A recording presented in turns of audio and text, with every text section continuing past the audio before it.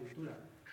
Una de les coses que pensem és que no necessitem regidors de cultura per a presentar actes, per això estan els artistes. Després també, evidentment, donar suport ferm, actiu i continuat a la promoció i ús del valencià, fomentar i consolidar associacions culturals que tinguin qualsevol inquietud, a l'hora de cogestionar junt a les associacions i organitzacions les activitats que aquestes proposen. També, respecte a les biblioteques, creiem que és important dinamitzar l'ús de les biblioteques com a llocs multidisciplinars.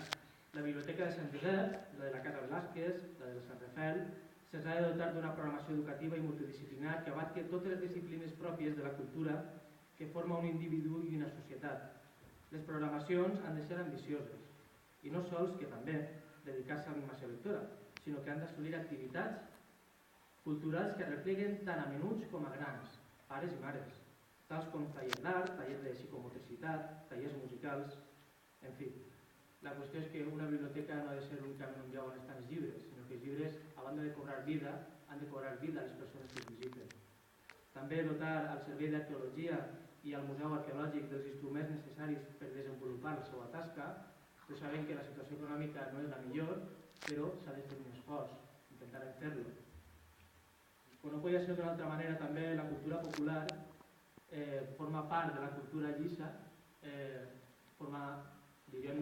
podríem dir que ens pertany a tots.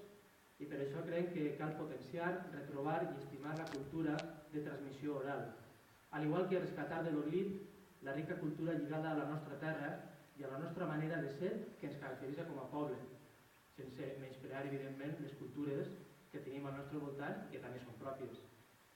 Des de l'horta al secà, passant per les tradicions populars i les nostres festes.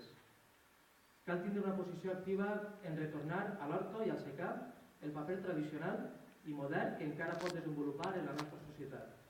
L'agricultura, al igual que la industrialització, forma part de la nostra manera de ser. Una agricultura que recupera part de les nostres arrels i que s'encara cap a l'agricultura ecològica, que té important i és ja font d'ingressos de molta gent i que no hem d'oblidar que Ontinyent té una de les hortes més riques del País Valencià. Jo ja finalment li donaré pas a Miquel Àngel Múrcia, que també ens posarà alguns detalls més del que serà la part musical.